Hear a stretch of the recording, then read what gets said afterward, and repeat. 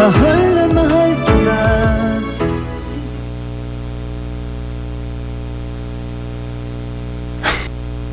Hindi ko talaga alam kung tama yung ginawa ko. Gusto ko lang naman siyang makalaya. At lahat ng bagay gagawin ko para sa kanya. Pero pag naiisip kong 2 taon ko siyang hindi makikita, para talaga akong mababaliw. Kung ganun, ba't nakipagkasundo ka sa kanya? Dahil siya lang ang nag-alok ng tanging paraan. Wala akong pagpipilian.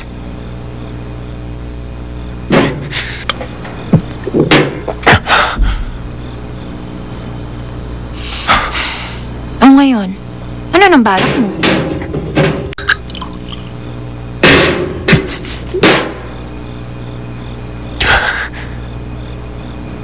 Mag-aaral ako ng mabuti.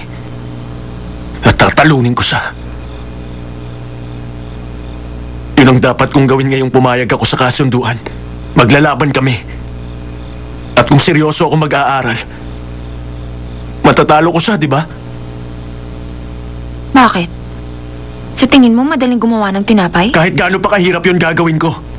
Mag-aaral ako ng 2 taon. Tutulungan mo ako, di ba?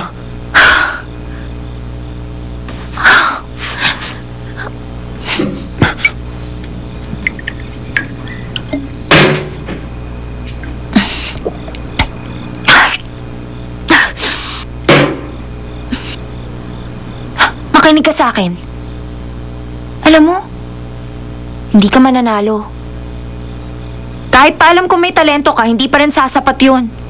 Malalaman mo kung paano gumawa ng tinapay. Pero imposibleng sa loob lang ng 2 taon, matututo ka ng gumawa ng tinapay na magugustuhan ng lolo ko. Matatalo ka niya.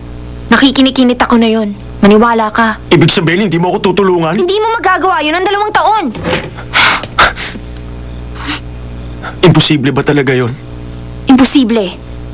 Imposible kahit magmilagro pa? Oo. Walang milagro. Hindi mangyayari yun.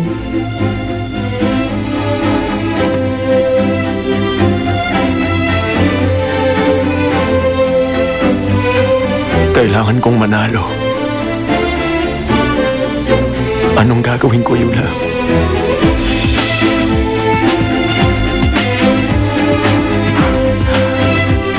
Mag-isip ka, Yula. Gamitin mo utak mo. Hindi mo na kailangan buong buhay magtiis sa ganitong lugar. Aalisin kita rito. Babaguhin ko ang buhay mo. Tutulungan kita makaalpas sa ganitong buhay. Hindi ka na muling maghihirap. Hindi nyo na mababago pa ang mundo. Kung palagay mo yung inaapi ka, ikaw ang magbago. Kung magkakaroon ka ng yaman at kapangyarihan, magagawa mo ng baguhin ang mundo na gusto mo.